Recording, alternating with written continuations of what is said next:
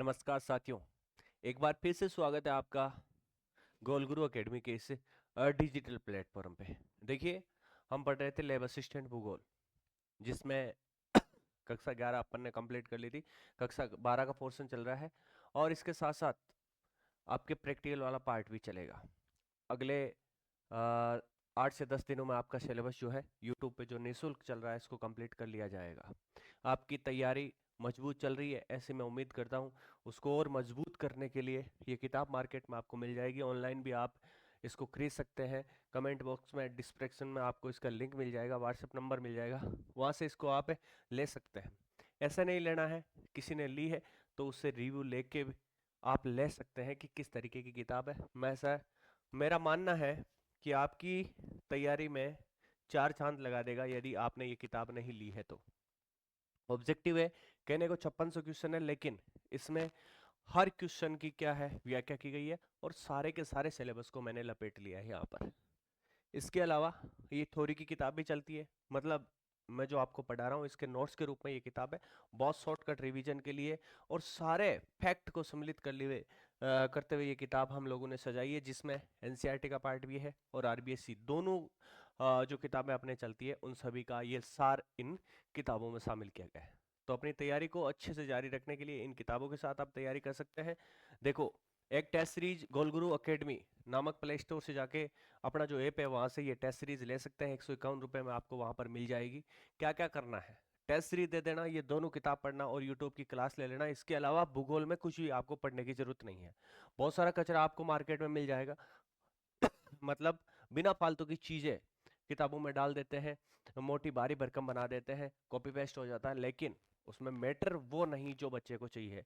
तो वही मैटर हम लोगों ने तैयार किया है। इसी कारण अपनी किताब जो है मार्केट में सिलेबस लॉन्च होने के बाद, हालांकि पहले वाला ही था, फिर भी लॉन्च होने के बाद अपने 20 से 25 दिन लग गए थे, क्योंकि कॉपी पेस्ट नहीं, बिल्कुल आप लोगों के लिए एक नए सिरे से तैयार किया गया है।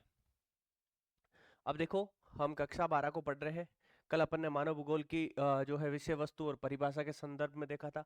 आज इसका दूसरा अध्याय, कक्षा 12 का दूसरा अध्याय जो है विश्व जनसंख्या वितरण, घनत्व और वृद्धि, इनको देखेंगे।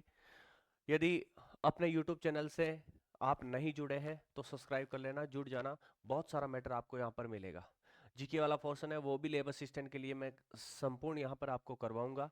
ऑब्जेक्टिव माध्यम से पूरा का पूरा सिलेबस आपके करवा दिया जाएगा। टेलीग्राम चैनल ज्वाइन कर लेना, जिससे आपको पता रहे क्लास का शेड्यूल और करंट अफेयर से संबंधित जानकारी भी आपको मिल जाएगी। इसी नाम से अपना टेलीग्राम चैनल है।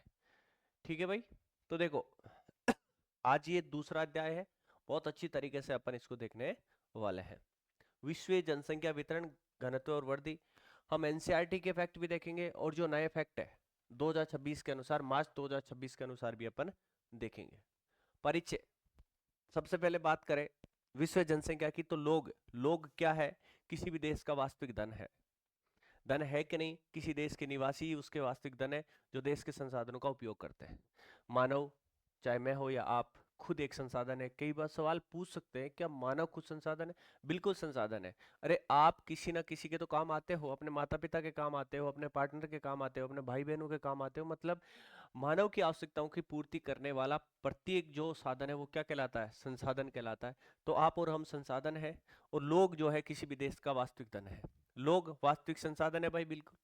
यही लोग वास्तविक संसाधन है जो देश की नीतियां निर्धारित करते हैं और प्रगति को आकार देते हैं। जनसंख्या के अध्ययन, देखो जनसंख्या के अध्ययन में हम जन्म, मृत्यु, साक्षरता, कार्य क्षेत्र जैसे जननांक की आंकड़ों को जानना अनिवार्य है और जानेंगे भी।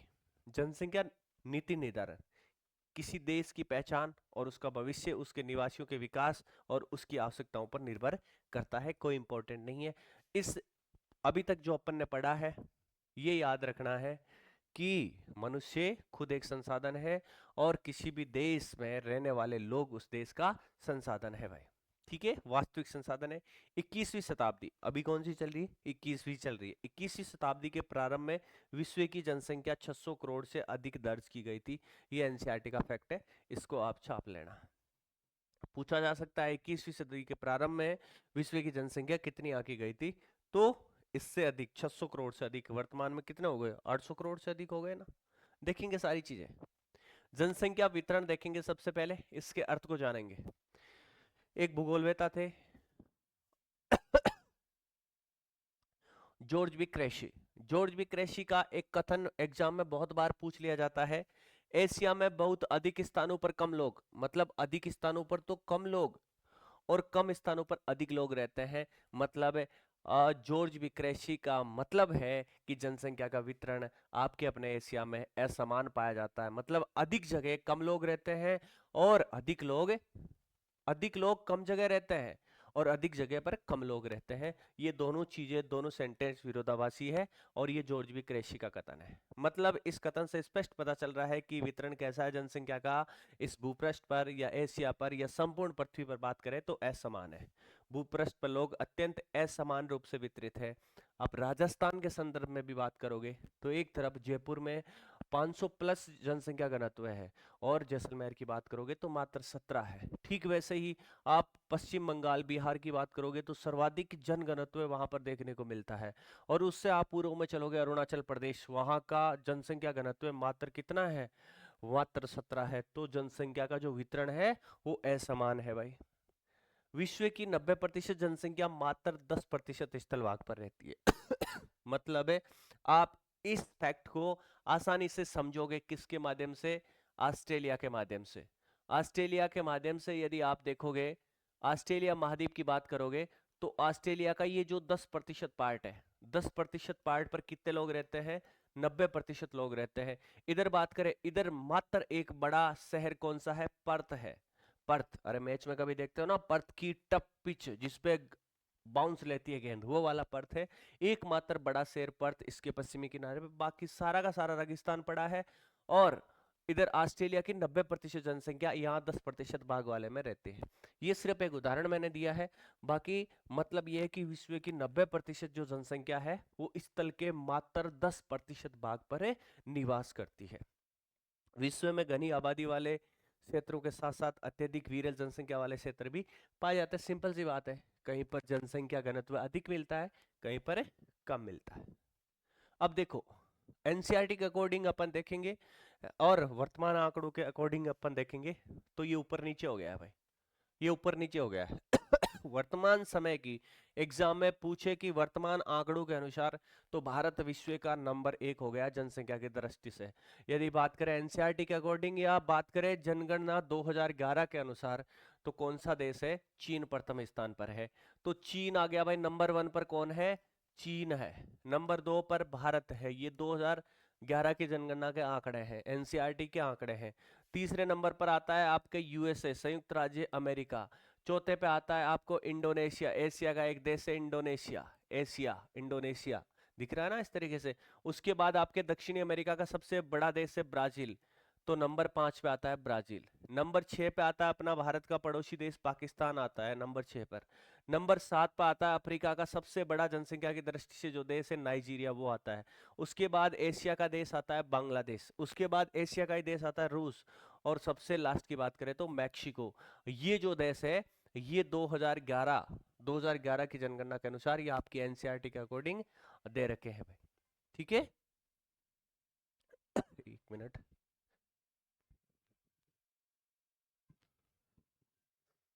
फोन आ गया भाई, एक सेकंड रुकना।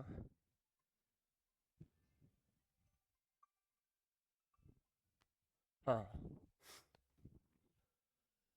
तो ये आप क्रम हिसाब से याद रखना अपने हिसाब से। चाइना, उसके बाद भारत, उसके बाद यूएसए, उसके बाद Indonesia, Brazil, Pakistan, Nigeria, Bangladesh, रूस और मेक्सिको। इस लिस्ट को देखने के बाद ये बात स्पष्ट पता चल रही है कि विश्व के जो घनी आबादी वाले देश है उनमें से अधिकतर एशिया के देश शामिल है।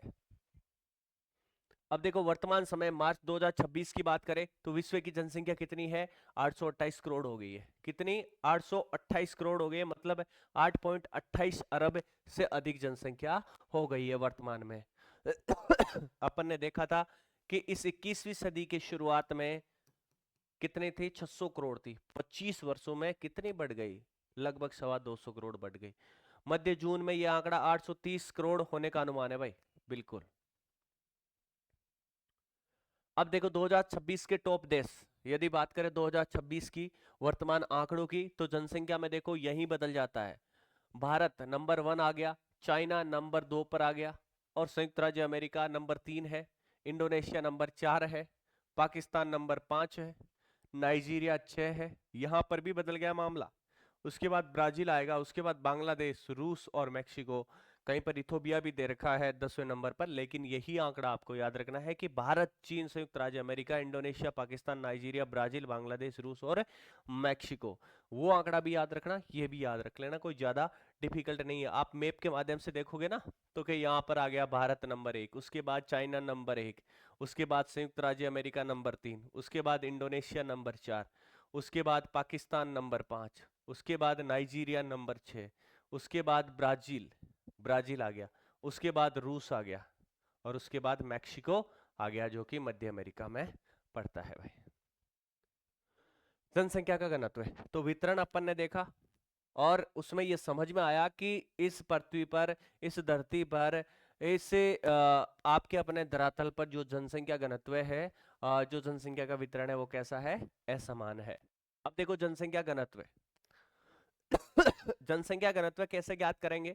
सबसे पहले तो ये सूत्र याद रखना, जनसंख्या घनत्व मतलब जनसंख्या बट्टा उसका क्षेत्रफल। जनसंख्या बट्टा क्षेत्रफल मतलब कितने लोग रहते हैं उनको ऊपर लिखेंगे, और कितने क्षेत्रफल में रहते हैं वो नीचे लिखेंगे। प्रति वर्ग किलोमीटर के हिसाब से अपन जनसंख्या घनत्व निकालते हैं। देखिए अंकगणितीय घनत्व की बात करें तो ये कैसे निकालेंगे, ये इंपॉर्टेंट है आपके लिए स्लाइड, यहां से सवाल पूछा जा सकता है। घनत्व, अंकगणितीय घनत्व या जनसंख्या घनत्व दोनों एक ही चीज है। कुल जनसंख्या बटा कुल क्षेत्रफल, ये तो आ गया जनसंख्या घनत्व। अब आपको पूछा जा सकता है कृषि घनत्व कैसे निकालते हैं, पोषण घनत्व कैसे निकालते हैं। तो देखो तीनों में ऊपर आएगा कुल जनसंख्या, ऊपर आएगा कुल जनसंख्या, जनसंख्या घनत्व में नीचे आ जाएगा कुल क्षेत्रफल। अब देखो कृषि घनत्व, कृषि किस पे करते हैं, कृषि भूमि पे करते हैं। कृषि किस पे करते हैं, कृषि भूमि पे करते हैं, तो कुल जनसंख्या बटा कुल कृषि भूमि। अब देखो पोषण, पोषण किससे होगा, जब उत्पादन करेंगे, तो कुल जनसंख्या बटा कुल उत्पादक भूमि, मतलब पूरी भूमि नहीं, कुल उत्पादक भूमि, उससे तो अपन निकालेंगे पोषण घनत्व। कृषि घनत्व कुल जनसंख्या बटा कुल कृषि भूमि, और जनसंख्या घनत्व कुल जनसंख्या बटा कुल क्षेत्रफल। वेरी वेरी इंपॉर्टेंट है, तीनों को याद रखना। उदाहरण ये मैंने दे रखा है, ऐसे ही आप आराम से देख सकते हो इससे निकाल के। जनसंख्या वितरण को प्रभावित करने वाले कारक आपको एग्जाम में पूछा जा सकता है, या स्कूली बच्चों के लिए ये क्लास बहुत ज्यादा महत्वपूर्ण है भाई। ये आपके लेब असिस्टेंट के लिए है, तो इसके अलावा लेब असिस्टेंट के अलावा स्कूली बच्चे जो 12th वगैरह में पढ़ते हैं उनके लिए, और जो फर्स्ट ग्रेड की तैयारी करते हैं उनके लिए, और जो एनसीईआरटी को कवर करना चाहते हैं सभी के लिए इंपॉर्टेंट है। अब जनसंख्या वितरण को प्रभावित करने वाले कारक कौन कौन से?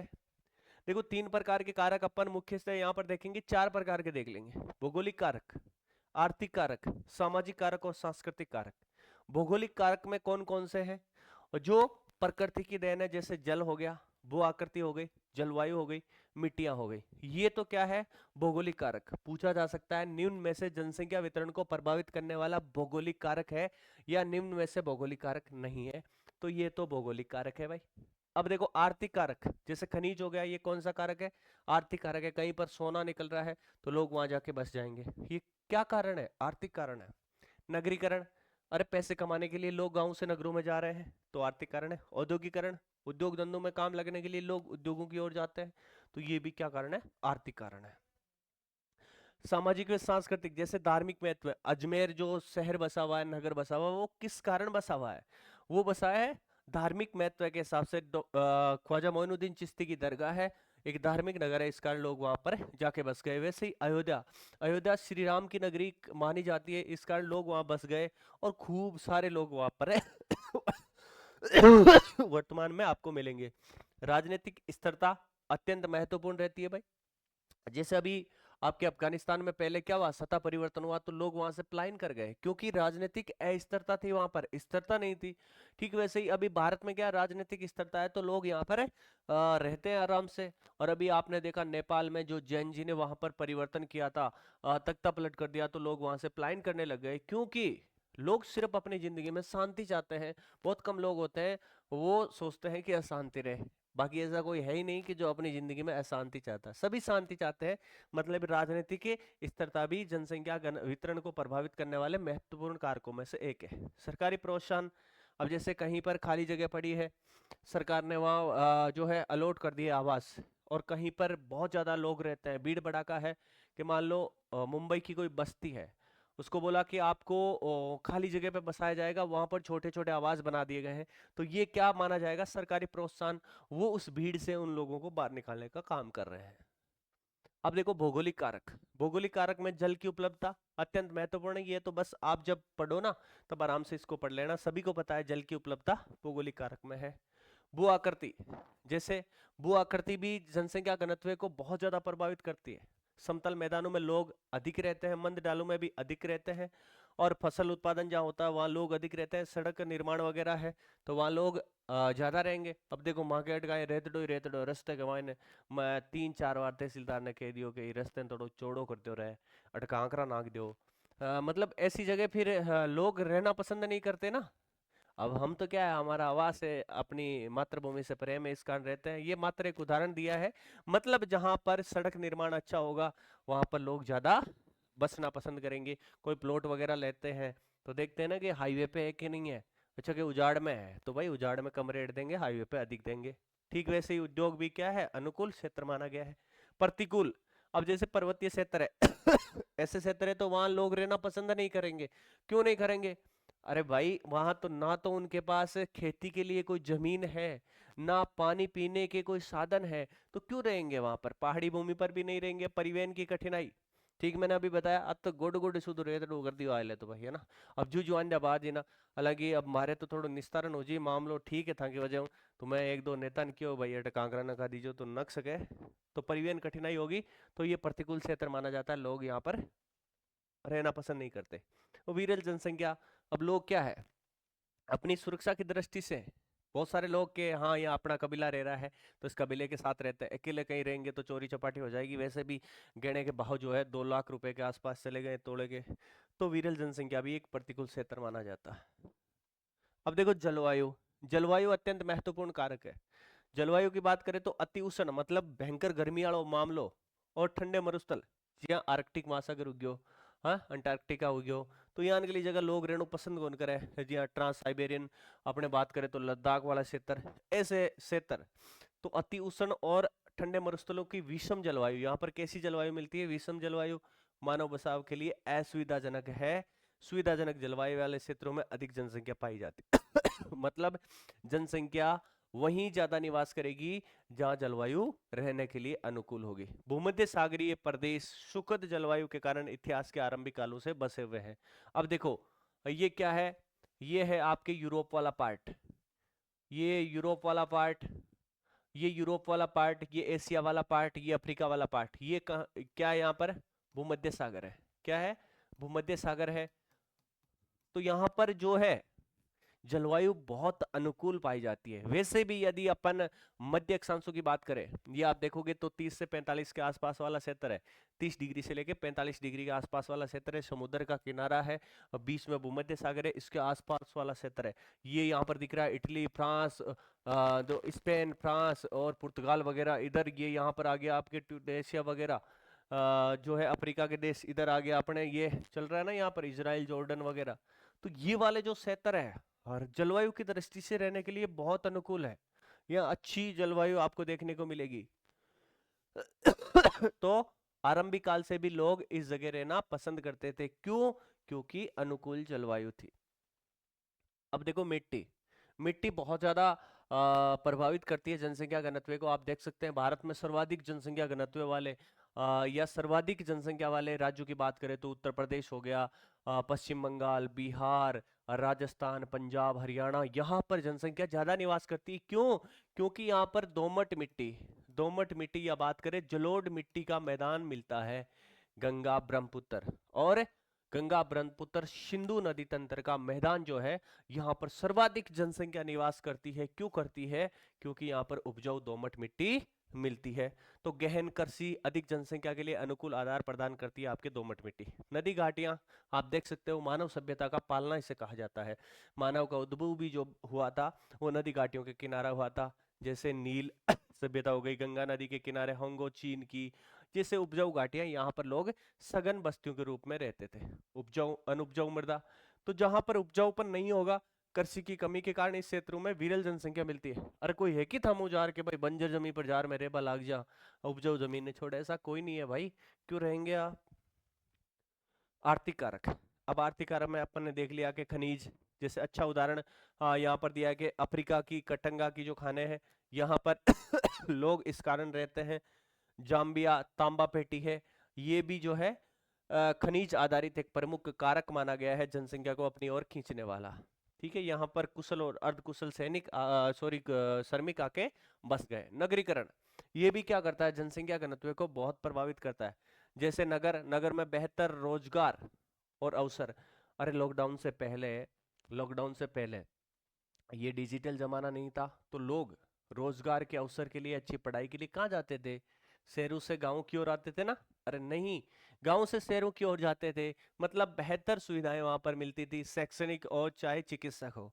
आज भी जो है गांव का डॉक्टर जवाब दे देता है कि भाई मारे मामलों बैठना लोगों ने, इन तो सीधो जयपुर ले जाओ या जोधपुर ले जाओ।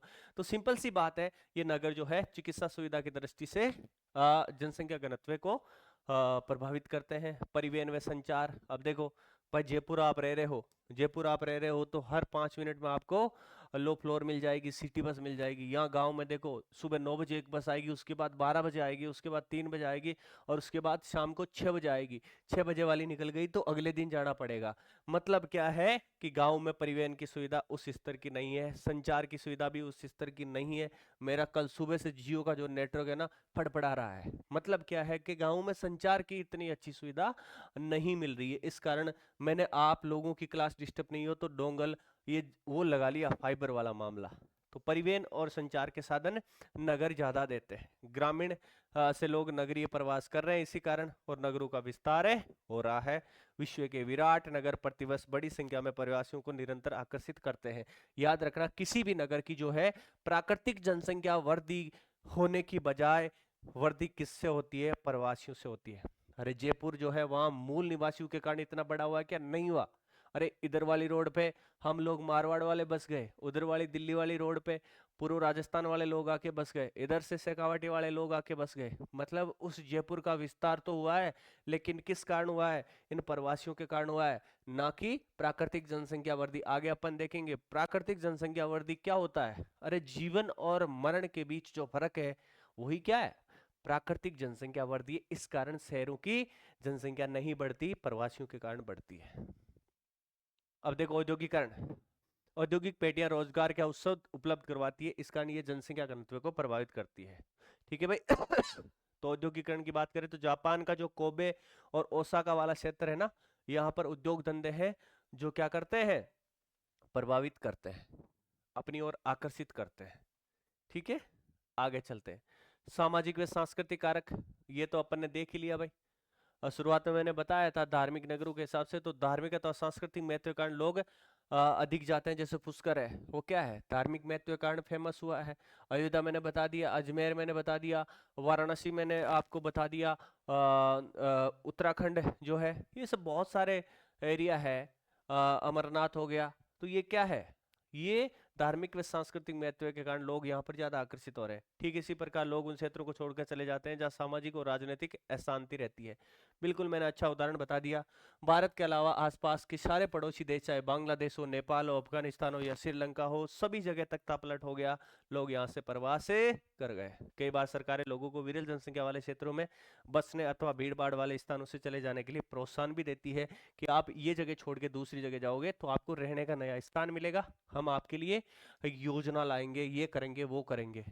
तो सरकार भी प्रोत्साहन देती है। अब देखो जनसंख्या वृद्धि, अब बात करेंगे जनसंख्या वृद्धि की। होता क्या, याद रखना, आप कई ऐसा बोलोगे जनसंख्या बढ़ने को जनसंख्या वृद्धि कहते हैं, कुछ नहीं है भाई।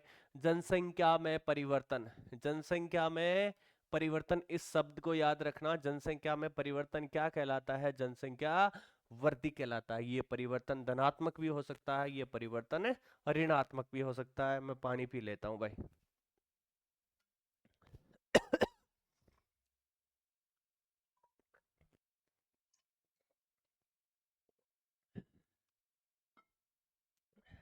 अब देखो जनसंख्या वृद्धि क्या होता है? किसी क्षेत्र में लोगों की संख्या में परिवर्तन क्या कहलाता है? जनसंख्या वृद्धि कहलाता है। समय की निश्चित अवधि में यह बदलाव होना चाहिए। समय की एक निश्चित अवधि में जनसंख्या में होने वाला परिवर्तन या बदलाव क्या कहलाता है? जनसंख्या वृद्धि कहलाता है। तो वृद्धि का मतलब अंतिम जनसंख्या माइनस प्रारंभिक जनसंख्या। जैसे 2011 की जनगणना अपन ने करी थी कि जनसंख्या वृद्धि कितनी हुई है, तो अपन ने अंतिम जनसंख्या अपनी कितनी है और प्रारंभिक कितनी ही, 2001 और 2011 का जो बीच का वाला भाग था उसका अपन ने निचोड़ निकाला, तो वृद्धि अपने सामने आ गई भाई। परिभाषा: जनसंख्या वृद्धि अथवा जनसंख्या परिवर्तन का अभिप्राय किसी क्षेत्र में समय की किसी निश्चित अवधि। कैसे समझोगे? इस तरीके से समझ लेना, 2001 से 2011 ये निश्चित अवधि हो गई ना। अवधि के दौरान बसे हुए लोगों की संख्या में परिवर्तन। लोगों की संख्या में परिवर्तन ये धनात्मक भी हो सकता है, ये ऋणात्मक भी हो सकता है, याद रखना भाई। तो जनसंख्या वृद्धि, जनसंख्या में परिवर्तन ही जनसंख्या वृद्धि कहलाता है।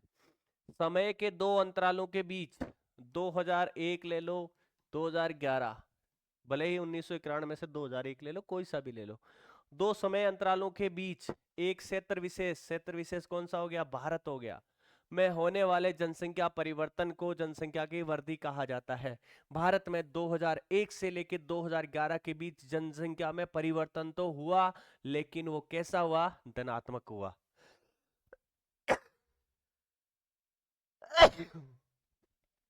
धनात्मक परिवर्तन हुआ था। उदाहरण, भारत की 2001 की जनसंख्या कितनी थी भाई? 102.7 करोड़ थी। 2011 की जनसंख्या 121.2 करोड़ हो गई, तो वृद्धि कितनी हो गई? 18.15 करोड़। ये क्या है? ये जनसंख्या वृद्धि है, ये जनसंख्या में हुआ परिवर्तन है। अब देखो जनसंख्या की वृद्धि दर, ये जनसंख्या में परिवर्तन है जिसको किसमें व्यक्त किया जाता है? प्रतिशत में। तो जनसंख्या की वृद्धि दर को किसमें परिवर्तित अपन करते हैं? ये करते हैं प्रतिशत में। ठीक है भाई।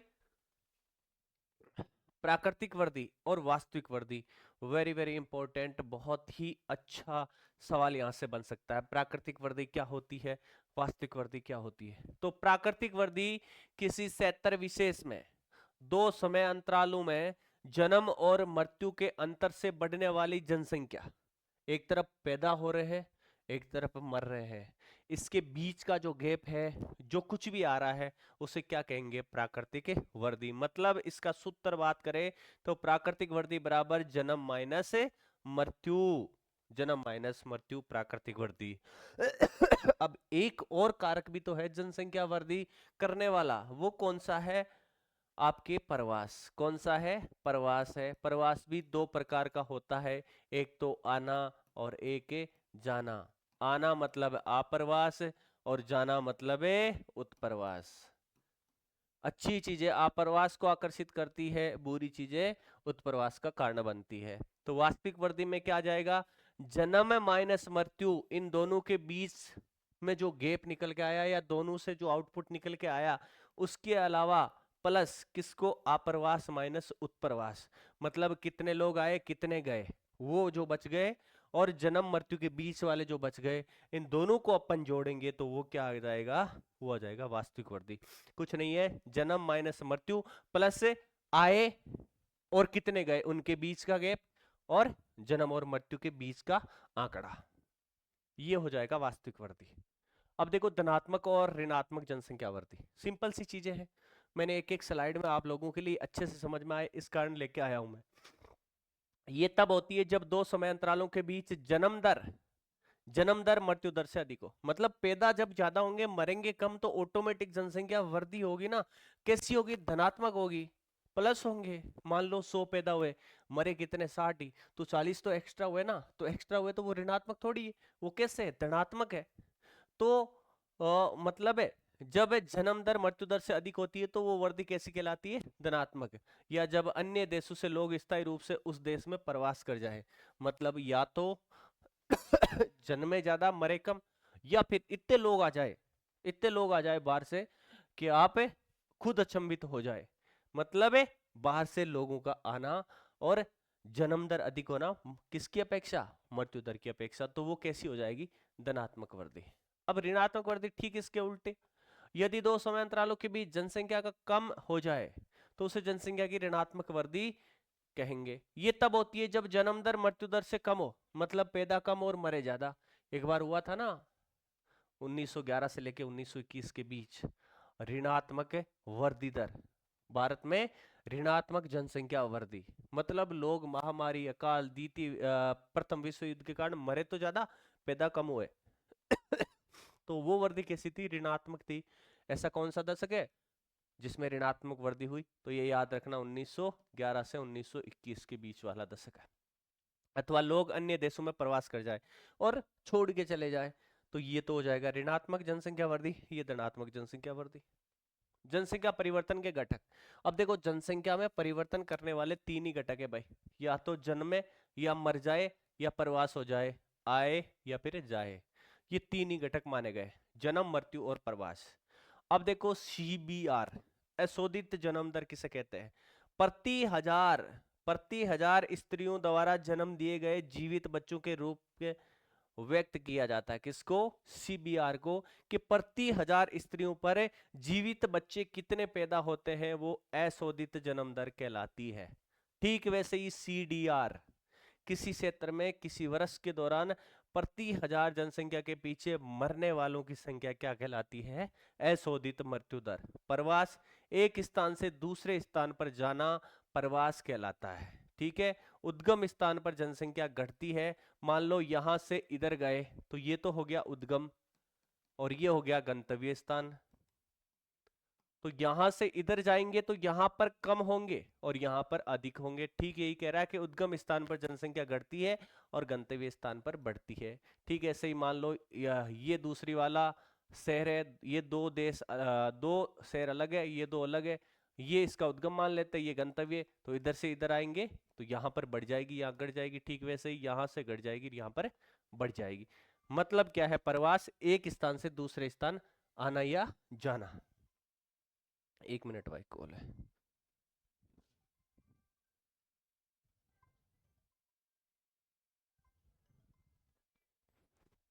भाई मैं क्लास ले रहा हूँ, एक मिनट रुक जा, वापस करूँ कॉल। क्लास ले रहा हूँ, एक मिनट रुक, 10 मिनट में करूँ। अब देखो भाई, अशोधित जन्म दर एवं मृत्यु दर के सूत्र की बात करें, इंपॉर्टेंट हो जाता है, एग्जाम में पूछा जा सकता है। अशोधित जन्म दर, किसी वर्ष विशेष में जीवित जन्म, मान लो 2026 ही मान लो, किसी वर्ष विशेष में जीवित जन्म और किसी क्षेत्र विशेष में वर्ष के मध्य की जनसंख्या इंटू हजार, ये याद रखना भाई, इंटू हजार, तो वो क्या कहलाता है? जन्म दर। मृत्यु दर की बात करें तो किसी वर्ष विशेष में मृतकों की संख्या, ऊपर तो क्या है? जीवित जन्म, और यहाँ है मृतकों की संख्या। उस वर्ष के मध्य में अनुमानित जनसंख्या कितनी है? दोनों में ही पूछा गया है कि उस वर्ष में मध्य की जनसंख्या इंटू हजार, दोनों में हजार दिया गया है। वो अशोधित जन्म दर का सूत्र है, ये मृत्यु दर का सूत्र है, दोनों याद रखना। मोटे तौर पर मृत्यु दर किसी क्षेत्र की जननांगीय संरचना, सामाजिक उन्नति और आर्थिक विकास के स्तर द्वारा प्रभावित होती है। कैसी संरचना है वहां पर, जनसंख्या संक्रमण की कौन सी अवस्था से वो देश गुजर रहा है, उसकी सामाजिक उन्नति कैसी हुई है, आर्थिक विकास उस देश का कैसा हुआ है, तो ये सारी चीजें किसी भी देश में मृत्यु दर को प्रभावित करती है भाई। प्रवास, लोगों का एक स्थान से दूसरे स्थान पर जाना। देखो ये यहाँ से इधर आ रहा है, ये शहर से गांव की ओर वाला प्रवास दिख रहा है। अप्रवास, किसी क्षेत्र में आना। आ मतलब आना, अरे हिंदी में उपसर्ग चलते हैं ना, पर, परा, अब, सम, अनु, अव, निस, नीर, दुस, दूर, वी, आ, अभी, अति, तीर, ऐसे 22 उपसर्ग चलते हैं आपके संस्कृत के, मेरे को तो ज्यादा आती नहीं है हिंदी। तो अप्रवास, किसी क्षेत्र में आना। उत्प्रवास मतलब जाना, ये इंग्लिश की टर्मोलॉजी, आई एम और ई एम दोनों याद रखना। आई एम कमिंग और ई एम गोइंग, ऐसे याद रखना। किसी क्षेत्र से जाना उत्प्रवास और किसी क्षेत्र में आना अप्रवास। अंतरराष्ट्रीय प्रवास मतलब देशों के बीच, गांव में लोग कमाने के लिए जाते हैं कि दुबई जा रहा हूँ, इराक जा रहा हूँ, ईरान जा रहा हूँ, कुवैत जा रहा हूँ, यूएई जा रहा हूँ, इटली जा रहा हूँ, फ्रांस जा रहा हूँ, स्पेन जा रहा हूँ, वो क्या हो गया? वो अंतरराष्ट्रीय प्रवास हो गया, मतलब एक देश से दूसरे देश। आंतरिक प्रवास, देश के भीतर कि भाई मैं तो महाराष्ट्र जाऊं कमाने के लिए, यूपी वाले झुमके इधर आ गए, कहाँ पे, राजस्थान में कमाने के लिए आ गए। बिहार वाले आते हैं ना, बिहारी अपने यहाँ पर काम करने के लिए, राजस्थान वाले कहीं और जाते हैं, जैसे मारवाड़ी कोलकाता में जाते हैं कमाने के लिए। तो ये क्या हो गया, देश के भीतर ही जो प्रवास होता है वो आंतरिक प्रवास कहलाता है। उद्गम स्थान और गंतव्य स्थान मैंने बता दिया, वे स्थान जहाँ से लोग गमन करते हैं और जहाँ जनसंख्या कम होती है भाई। बिल्कुल, उद्गम स्थान से जब लोग जाएंगे तो जनसंख्या कम होगी, गंतव्य स्थान पर लोग जाके रहेंगे तो जनसंख्या बढ़ जाएगी। प्रवास के प्रकार, प्रवास के प्रकार ये आपके एनसीईआरटी में 4 दे रखे हैं भाई। प्रवास स्थायी भी हो सकता है, अस्थायी भी हो सकता है, मौसमी भी हो सकता है। मौसम के अनुसार लोग प्रवास करते हैं, जैसे हिमालय वाले क्षेत्र में अपन पढ़ते हैं बकरवाल, गुर्जर, है ना, गड्डी, ये जो लोग हैं ऋतु प्रवास करते हैं, तो ये मौसम के अनुसार हो सकता है। अस्थायी हो सकते हैं, लोग जाते हैं बाहर कमाने के लिए 2-3 साल के लिए, वापस आ जाते हैं। और स्थायी कई लोग ऐसे होते हैं जो जाकर रहने ही लग जाते हैं, जैसे गांव से लोग सिटी में जाके बसने ही लग गए। तो गांव से गांव की ओर हो सकता है, मतलब एक गांव से दूसरे गांव की ओर कैसे। अब आप बोलोगे सर्वाधिक प्रवास कौन सा होता है, तो यही होता है भाई, गांव से गांव की ओर। शादियां नहीं होती क्या, अरे लड़की शादी होने के बाद एक गांव से दूसरे गांव की ओर प्रवास करती है ना, तो सर्वाधिक प्रवास गांव से गांव की ओर ही होता है। ठीक है, प्रवास होता है ना लड़कियों का गांव से नगर की ओर। अब गांव में सुविधा की कमी होने से लोग नगरों की ओर चले जाते हैं, नगर से नगर प्रवास हो जाता है। किसी की आमदनी ज्यादा बढ़ जाती है कि भाई मैं तो अब जयपुर में क्यों रहूं, मैं तो राष्ट्रीय राजधानी दिल्ली में रहूंगा, तो ये होता है नगर से नगर प्रवास। और नगर से गांव, अंतिम जो 7वां सुख है ना, संतोषी जीवन। ये संतोषी जीवन की एक परिभाषा देता है कि भाई अब नगर से मन भर गया, ना तो खुले आसमान में अच्छी हवा है, ना शांति है, पूरे दिन खड़खड़ाहट चलता रहता है, उद्योग धंधों की आवाजें आती है, गाड़ियां पी पी वगैरह करती है, मैं तो आराम से शांतिपूर्ण जिंदगी जीऊंगा। और वापिस जो है नगर से गांव की ओर लोग चले जाते हैं। ये भी एक प्रवास का क्या है, प्रकार है। अप्रवासी उत्प्रवासी, प्रवासी जो किसी नए स्थान पर जाते हैं तो उस स्थान के लिए अप्रवासी हो जाते हैं। प्रवासी जो एक स्थान से बाहर चले जाते हैं वो क्या होते हैं, उत्प्रवासी। एक ही व्यक्ति दोनों हो सकता है, किसी जगह आया है तो वहां के लिए वो अप्रवासी है, और किसी क्षेत्र से गया है तो वहां से वो क्या है, उत्प्रवासी है। ठीक है भाई, इनको 2 अच्छे उदाहरण लेके ही मैं आपको समझा दूं। मान लो यहां से कोई व्यक्ति इराक गया है, तो वहां से वहां के लिए तो वो अप्रवासी हो जाएगा, और अपने लिए क्या हो जाएगा, उत्प्रवासी। मतलब यहां से गया है और वहां पर गया है। प्रवास के कारक, प्रतिकर्ष कारक, मतलब पुश फैक्टर। अरे गेट पे लिखा होता है ना, पुश कीजिए मतलब धक्का दीजिए, धक्का दीजिए। तो धक्का देने वाले कारक कौन से हैं, जो व्यक्ति को मजबूरन धक्का देते हैं कि तू यहां से चला जा। वो क्या है, बेरोजगारी। सभी को पता है, मैं भी भुगत भोगी रहा हूं, आप भी रहे थे। मैं अस्थायी प्रवासी रहा था लगभग 6 से 7 साल जयपुर का। क्यों रहा था, प्रतिकर्ष कारक, गांव में रोजगार की कमी, मेरे को लगा सरकारी नौकरी मेरे को लगनी है, इस कारण इस बेरोजगारी का मारा हुआ मैं गया था जयपुर। ठीक है, और वहां से नौकरी लग के वापिस नगर से गांव की ओर मैंने प्रवास कर लिया, क्योंकि मेरे को चाहिए आत्म संतुष्टि जो सिर्फ गांव में ही मिलती है। तो बेरोजगारी, रहन सहन की निम्न दशाएं, ये मान लो कहीं पर रहन सहन की निम्न दशाएं, ना तो अच्छा खाना मिलता है, ना बिजली मिलती है, ना पानी मिलता है, ना परिवहन संचार के साधन है, तो वहां से लोग चला जाएगा। राजनीतिक उपद्रव, कोई लोग अशांति पसंद नहीं करते, कहीं लड़ाई झगड़ा हो रहा है तो वहां से लोग निकलना पसंद करते हैं। प्रतिकूल जलवायु, अब मान लो भयंकर गर्मी गर्मी पड़ रही है और भयंकर सर्दी सर्दी पड़ रही है, तो वहां से लोग चले जाते हैं। प्राकृतिक आपदाएं, मान लो जापान जो है प्लेट के किनारे पर, प्रशांत प्लेट और यूरेशियन प्लेट के किनारे पर है, तो हो सकता है ऐसे कोई क्षेत्र हो जहां पर प्राकृतिक आपदाएं अधिक आते हो, तो वहां से लोग चले जाते हैं। महामारियां हो तो वहां से लोग निकलना पसंद करते हैं। सामाजिक व आर्थिक पिछड़ापन लोगों को बाहर जाने के लिए मजबूर कर देता है। आकर्षण कारक, मतलब पुल, पुल जो अपनी ओर खींचता है, काम के बेहतर अवसर।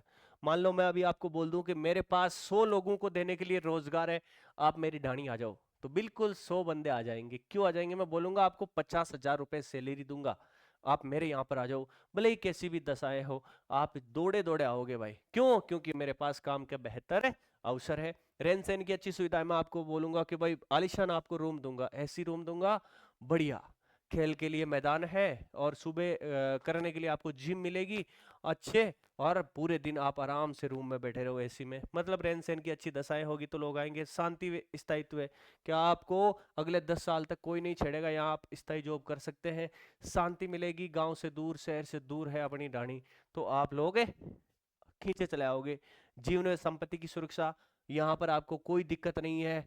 और जो आपकी संपत्ति की सुरक्षा मतलब आपकी पेंशन भी मैं लागू कर दूंगा, तो आप क्यों नहीं आओगे। और अनुकूल जलवायु के भाई बहुत अच्छा ठंडा मौसम है, फुहारा चल रहा है, हरियाली हरियाली है, पेड़ पौधे ही पेड़ पौधे हैं, मतलब आप आ जाओगे हमारे गांव। तो ये चीजें आकर्षित करती है, वो क्या करती है, पुश करती है। प्रवास को मनुष्य और संसाधन के बीच बेहतर संतुलन प्राप्त करने की दिशा में एक स्वतः स्फूर्त प्रयास के रूप में निरूपित किया जाता है। भाई क्या आप जानते हैं कि विगत 500 वर्षों में मानव जनसंख्या 10 गुना से अधिक बढ़ी है। भाई 500 वर्षों में 10 गुना से अधिक बढ़ी है। अकेले 20वीं शताब्दी में जनसंख्या कितनी बढ़ गई, 4 गुना बढ़ गई। प्रतिवर्ष लगभग 8 करोड़ लोग पहले की जनसंख्या में जुड़ जाते हैं, मतलब प्रतिवर्ष 8 करोड़ लोग बढ़ते हैं। एक राजस्थान हर साल पैदा होता है। ठीक है, अब देखिए जननांकीय संक्रमण सिद्धांत। इस सिद्धांत को बहुत अच्छी तरीके से देखते हैं। इसका उपयोग किसी क्षेत्र की जनसंख्या के वर्णन और भविष्य की जनसंख्या के पूर्वानुमान के लिए किया जा सकता है। इस सिद्धांत को समझेंगे क्यों, क्योंकि किसी भी क्षेत्र की जनसंख्या के वर्णन को समझने के लिए तथा भविष्य की जनसंख्या के पूर्वानुमान के लिए। यह सिद्धांत बताता है कि जैसे ही समाज ग्रामीण, खेतिहर और अशिक्षित अवस्था से उन्नति करके नगरीय, औद्योगिक और साक्षर बनता है, तो किसी प्रदेश की जनसंख्या उच्च जन्म और उच्च मृत्यु से निम्न जन्म और निम्न मृत्यु में परिवर्तित हो जाती है। मतलब क्या है कि लोग इस स्थिति से इस स्थिति की ओर जाते हैं, इस स्थिति से इस स्थिति की ओर जाते हैं। तो ये जनसंख्या संक्रमण की प्रथम अवस्था और ये तीसरी अवस्था। यहाँ पर उच्च जन्म दर और उच्च मृत्यु दर होगी, यहाँ पर निम्न जन्म दर और निम्न मृत्यु दर होगी। मतलब है ये सिद्धांत बताता है कि यहाँ से जो संसार इस स्थिति में जा रहा है, ये इस सिद्धांत के माध्यम से समझते हैं। ये परिवर्तन अवस्थाओं में होते हैं, जिन्हें सामूहिक रूप से क्या कहते हैं, जननांकीय चक्कर के रूप में अपन जानते हैं। अब ये है जनसंख्या संक्रमण का सिद्धांत। देखो भाई ये क्या है, ये मामला ऊपर दिख रहा है ना, ऊपर दिख रहा है दो लाइनें हैं, दो लाइनें, एक तो ये वाली और ये वाली।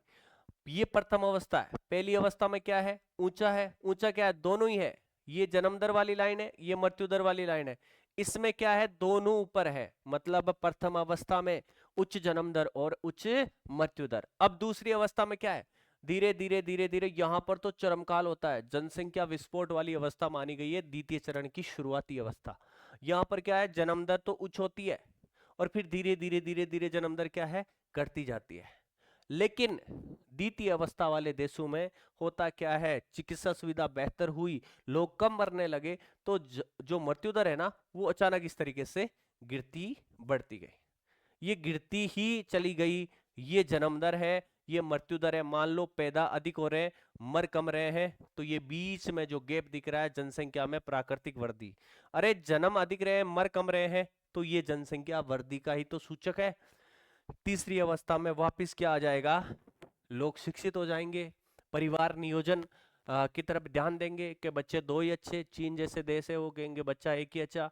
मतलब है जन्म दर भी घट जाएगी और मृत्यु दर तो घटेगी ही घटेगी, क्योंकि इतनी सुविधाएं हो गई। अब जो पहले आज से 50 साल पहले जितने लोग मरते थे, अब मरते हैं क्या, नहीं मरते भाई। कितनी सुविधा आ गई, चिकित्सा सुविधा कितनी आ गई, लोग नहीं मरते। मतलब तीसरी अवस्था में निम्न जन्म दर और निम्न मृत्यु दर। और भारत की बात करें तो भारत कौन सी अवस्था में है, एनसीईआरटी के अकॉर्डिंग बात करें तो भारत तीसरी अवस्था में चल रहा है।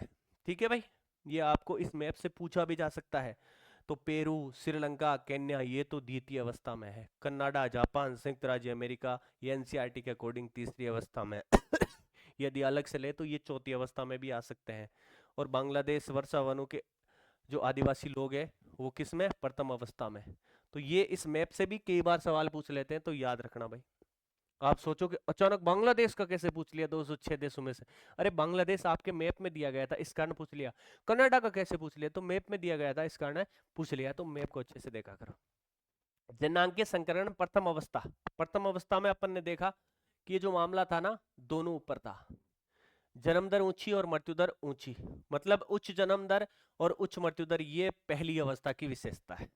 प्रथम अवस्था में उच्च प्रजननशीलता व उच्च मृत्यता होती है, क्योंकि लोग महामारियों और भोजन की अनिश्चित आपूर्ति से होने वाली मृत्युओं की क्षतिपूर्ति अतिग पुनरुत्पादन से करते हैं। कि भाई पैदा हो रहे हैं, मर रहे हैं, तो और पैदा कर दो, मतलब वो जन्म दर को बढ़ावा दे रहे हैं और इधर लोग मर रहे हैं, दोनों चीजें क्या है, हाई है। ये जननांगीय संक्रमण की पहली अवस्था है। मतलब कह रहे हैं कि ज्यादा से ज्यादा उत्पादन करो, मतलब और बच्चे पैदा करो, ताकि जो मरे हैं उनकी क्षतिपूर्ति हो जाए। मरते जाते हैं, पैदा होते जाते हैं, मतलब जनसंख्या वृद्धि धीमी गति से बढ़ेगी। क्यों बढ़ेगी? अरे दो रोटी आई, मतलब दो रोटी बन के आई, दो खा ली, बढ़ी क्या? दो रोटी आपने बनाई, वापस खा ली, दो बनाई, वापस खा ली। अरे जब चार बनेगी, दो खाओगे, तभी तो रोटियों का ढेर लगेगा। ठीक वैसे ही जनसंख्या संक्रमण में अधिक लोग पैदा हो रहे हैं लेकिन अधिक ही मर रहे हैं, तो जनसंख्या वृद्धि तो हो ही नहीं रही ना, धीमी गति से बढ़ रही है। तो पहली अवस्था में क्या, उच्च जन्म दर, उच्च मृत्यु दर, और जनसंख्या वृद्धि कैसे हो रही है, धीमी गति से हो रही है। अधिकांश लोग खेती कार्यरत। अरे पहले के लोग आप देख लो, अपने दादा वादा, 8 भाई 8 बहना, है ना। अपने पापा वगैरह को भी देख लो, 4 6 से कम तो मिलेंगे नहीं, रेयर केस में मिलेंगे कि एक भाई और एक बहन। बाकी अपने से पहले वाली पीढ़ी में आप देखोगे तो एक एक घर में खूब सारे लोग मिलेंगे, मतलब 3 3 4 4 5 5 6 6 10 10 भाई बहन तो पक्का ही मिलते थे। तो अधिकांश लोग खेती करते थे और ये श्रम को ही महत्व देते थे कि जितने ज्यादा लोग होंगे ना, उतना जल्दी अपने काम सलटेगा। कैसे? कि मान लो 10 बीघा में गेहूं करेड़ा है भाई, एक घर में 10 जना हुई, 5 भाई 5 बहन, तो 10 बीघा ने ना 2 मिनट में सल्टा दी, मतलब 1 2 दिन में सल्टा दी। अरे भाई वो सल्टा तो देंगे, लेकिन वो खड़ो काटते घर में गालो, तो वे बोरिया भी खाली भी स्पीड हुई, खाई भी तो 20 स्पीड हूँ ना। एक तो 2 आदमी हुई कम खाई, एक 10 आदमी अल्डा टूटाई। तो ठीक है, क्या है, अधिकांश लोग खेती में कार्यरत थे और श्रम को महत्व देते थे। बड़े परिवारों को परिसंपत्ति माना जाता था। और पहले ये भी था कि अरे भाई साहब भी तो वोट को भंडार है, मतलब जाला की जाला भरी है भी घर में, तो 50 है, एक छत के नीचे 50 वोट रहे हैं। मतलब है बड़े परिवारों को परिसंपत्ति उस समय माना जाता था। जीवन प्रत्याशा निम्न थी, अधिकांश लोग अशिक्षित होते थे। तो अपने माता पिता में देखते हैं तो अपने से पहले वाली जो पीढ़ी है उसमें अधिकांश लोग क्या है, अशिक्षित है, मतलब साक्षर भी नहीं है। 200 वर्ष पूर्व विश्व के सभी देश इसी अवस्था में थे भाई। आज से 200 साल पहले विश्व के अधिकांश देश प्रथम अवस्था में ही थे। वर्तमान उदाहरण जैसे बांग्लादेश, पेरू, पेरू दूसरी अवस्था में है भाई। जनसंख्या संक्रमण की दूसरी अवस्था के प्रथम फेज में लेते हैं इसको, पेरू को। और वर्षा वनों के आदिवासी लोग आज भी इसी अवस्था में है। जननांगीय संक्रमण द्वितीय अवस्था। द्वितीय अवस्था में क्या है, अपन ने देखा था कि उच्च जन्म दर, लोग और भी अभी भी उच्च पैदा हो रहे हैं, लेकिन चिकित्सा सुविधा वगैरह बढ़ गई तो जन्म दर क्या है, जन्म दर तो ऊंची रही, मृत्यु दर घट गई। तो द्वितीय अवस्था में प्रारंभ में प्रजननशीलता ऊंची बनी रही, मतलब प्रारंभ में जन्म दर ऊंची थी, किंतु ये समय के साथ साथ घटती गई। इस तरीके से वो देखा था ना अपन ने, समय के साथ घटती गई। ये अवस्था घटी हुई मृत्यु दर के साथ आती है। तो इसमें दूसरी में क्या है, मृत्यु दर तो इस तरीके से अपन ने देखा था ना, घटती हुई जा रही है। और इसी कारण ये फेज बीच में इस तरीके से आ रहा है, तो प्राकृतिक जनसंख्या वृद्धि दर बढ़ रही है।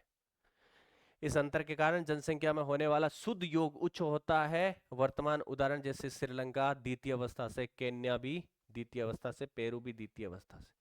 जननांगीय संक्रमण तृतीय अवस्था। निम्न जन्म दर, निम्न मृत्यु दर। अब देखो एक कॉर्नर में आपको मैं बता देता हूं, फर्स्ट अवस्था, सेकंड अवस्था और थर्ड अवस्था, तुलनात्मक देखते हैं। पहले में उच्च जन्म दर, उच्च जन्म दर। दूसरे में उच्च जन्म दर। तीसरे में निम्न जन्म दर। पहले दो में उच्च जन्म दर, तीसरे में निम्न जन्म दर। अब देखो इधर क्या है, पहले में जो मृत्यु दर है वो भी कैसी है, उच्च है, उच्च मृत्यु दर है। इसमें क्या है, निम्न, निम्न मृत्यु दर, या ऐसे बोल सकते हैं घटती हुई मृत्यु दर। और इसमें क्या है, निम्न मृत्यु दर, मृत्यु दर। ये स्थिति है तीनों अवस्थाओं की, ठीक है। अंतिम अवस्था में प्रजननशीलता और मर्त्यता दोनों अधिक घट जाती है, जनसंख्या या तो स्थिर हो जाती है या फिर मंद गति से बढ़ती है। जनसंख्या नगरीय और शिक्षित हो जाती है भाई इस अवस्था में, तथा उसके पास तकनीकी ज्ञान हो जाता है, तो सारी चीजें समझने लगता है। ऐसी जनसंख्या विचार पूर्वक परिवार के आकार को नियंत्रित करती है। अरे बोलते हैं ना कि बहुत ज्ञानी हो गए भाई आजकल, तो कई तो ऐसे हैं कि भाई अपन तो बच्चा एडॉप्ट कर लेंगे, पैदा ही नहीं करेंगे। ये क्या है? ये विचार पूर्वक परिवार के आकार को नियंत्रण करने वाले कारक है। बहुत सारे परिवार ऐसा है जो एक भी बच्चा नहीं चाहते, कोई ऐसे जो एक ही बच्चा चाहते, कोई ऐसे दो बच्चे, कोई ऐसा परिवार वर्तमान में नहीं है जो 6-6 बच्चे चाहता है, मतलब शिक्षित हुए हैं। इससे प्रदर्शित होता है कि मनुष्य जाति अत्यधिक नम्य है और अपनी प्रजननशीलता को समायोजित करने की योग्यता रखती है। वर्तमान में विभिन्न देश जनांग की संगणना की विभिन्न अवस्थाओं में है। और तीसरी अवस्था की बात करें तो कनाडा, जापान, यूएसए। भारत आज तृतीय अवस्था में है। अब देखो स्कूली जो बच्चे हैं, स्कूली बच्चे जो है, बच्चे इस टॉपिक को मत पढ़ना। ये सिर्फ इतनी सी बात याद रखना, लेब वाले तो सारा पढ़ना। स्कूली बच्चे जो कक्षा 12 के हैं वो इतना याद रखना कि भारत आज तृतीय अवस्था में है। इसके अलावा ये डाटा आप मत याद रखना, क्योंकि कुल प्रजनन दर कितनी है? 1.9 बच्चे प्रति महिला से घट के पहले कितना था? 2.1 से नीचे आ गया है। 1.9 बच्चे प्रति महिला, ये देखो 2025-26 के आंकड़े हैं। तृतीय अवस्था में क्यों बचा है भारत? क्यों है? क्योंकि पहले जो 2.1 था वो अब 1.9 बच्चे प्रति महिला हो गए। कैसे? कि अपनी प्रजनन काल में प्रति महिला पहले कितनी 2.1 बच्चे को जन्म देती थी, अब वर्तमान में 1.9 बच्चे को ही जन्म दे रही है। तो कम हुई है ना, कम हुई है, तो भारत तृतीय अवस्था में पहुंच गया। ये असोदित जन्म दर, मृत्यु दर, प्राकृतिक वृद्धि दर बहुत कम हो गई है। जनसंख्या नियंत्रण के उपाय तो ये है भाई, प्रचार जागरूकता अभियान। आप देखते हो जगह जगह जो है पोस्टर लगे रहते हैं, सरकार की गाड़ियां भी चलती है परिवार नियोजन के लिए, गर्भ निरोधक, है ना, सुगम उपलब्धता इसकी होनी चाहिए जिससे जनसंख्या नियंत्रण में आ जाएगी। कर निरुत्साह, ये क्या होता है भाई? ये नया वर्ड है आप लोगों के लिए। कर निरुत्साह का मतलब क्या है?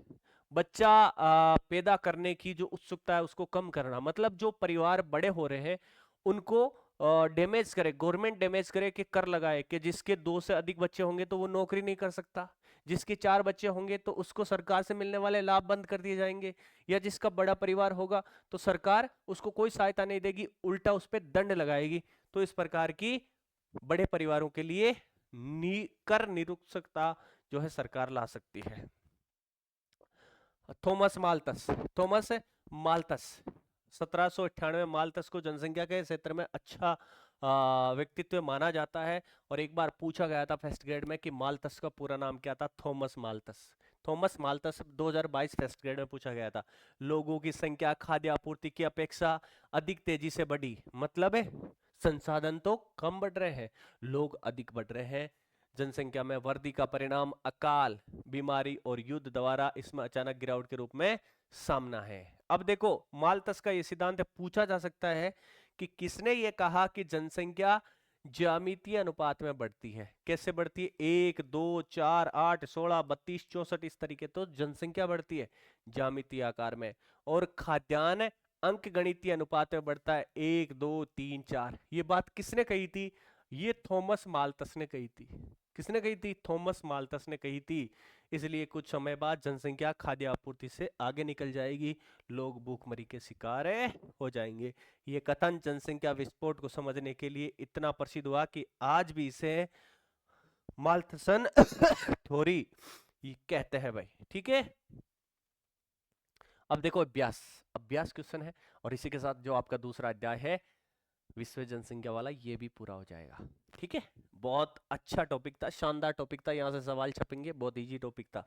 निम्नलिखित में से किस महाद्वीप में जनसंख्या वृद्धि दर सर्वाधिक है? जनसंख्या वृद्धि सर्वाधिक है तो सिंपल सी बात है, जिसमें जागरूकता की कमी है उसमें अधिक होगा, जिसमें परिवार नियोजन जैसे कार्यक्रम नहीं चलाए जाते उसकी अधिक होगी। तो अफ्रीका इसका आ जाएगा।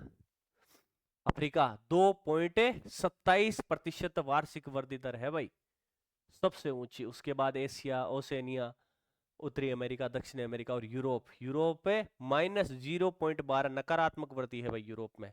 यूरोप में तो बच्चे पैदा करने पर इनाम दिया जाता है। निम्नलिखित में से कौन सा एक विरल जनसंख्या वाला क्षेत्र नहीं है? तो देखो अटाकामा जो मरुस्थल है, जब नाम मरुस्थल आ गया तो विरल ही जनसंख्या निवास करती है। भूमध्य रेखीय प्रदेश, ये भूमध्य सागरीय नहीं है, भूमध्य रेखीय प्रदेश है, यहाँ पर वन ही वन मिलते हैं, आदिवासी लोग रहते हैं, बाकी कोई नहीं रहता, तो यहाँ पर भी विरल जनसंख्या है। ध्रुवीय प्रदेश वैसे ही आपको पता है कि ठंडा प्रदेश है, इस कारण यहाँ पर लोग निवास नहीं करते। तो अधिक जनसंख्या वाले लोग कौन से हैं? दक्षिणी पूर्वी एशिया, यहाँ पर सर्वाधिक लोग निवास करते हैं। मतलब यहाँ सघन लोग सघन जनसंख्या रहती है। निम्नलिखित में से कौन सा एक प्रतिकर्ष कारक नहीं है? इसको अच्छे से देखा करो भाई, क्या पूछा है? पूछा गया है कि एक कारक ऐसा है जो अपनी ओर आकर्षित कर रहा है, 3 ऐसे जो अपने से दूर भगाते हैं। तो जल अभाव, अरे जल का जब अभाव होगा, जल प्लस अभाव, जल धन अभाव, कौन सी संधि है बताना कमेंट बॉक्स में। इसके कारण तो क्या है, लोग भागेंगे भाई, बेरोजगारी से वैसे ही आप भागोगे, महामारियों से भागोगे, चिकित्सा और शैक्षणिक अवस्था सुविधाएं जहां पर होगी वहां पर लोग चलकर आएंगे। निम्नलिखित में से कौन सा एक तथ्य सही नहीं है? सही नहीं है। विगत 500 वर्षों में मानव जनसंख्या 10 गुना से अधिक बढ़ी है, ठीक है। 5 से 6 अरब तक बढ़ने में जनसंख्या को 100 वर्ष लगे थे। जननांगीय संक्रमण की प्रथम अवस्था में जनसंख्या वृद्धि उच्च होती है, नहीं होती। जनसंख्या वृद्धि कैसी होती है? निम्न होती है, क्योंकि अधिक पैदा हो रहे हैं लेकिन अधिक मर भी रहे हैं, इस कारण जनसंख्या वृद्धि नहीं होती। तो ये था भाई आज का प्यारा सा सुंदर सा छोटा सा टॉपिक। निश्चित तौर पे आपको फायदा मिला होगा। यदि क्लास अच्छी लगे तो शेयर करना, लाइक करना और कमेंट बॉक्स में लिख कर बताना कि क्लास कैसी लगी। आज के लिए इतना ही। धन्यवाद। जय हिंद, जय भारत।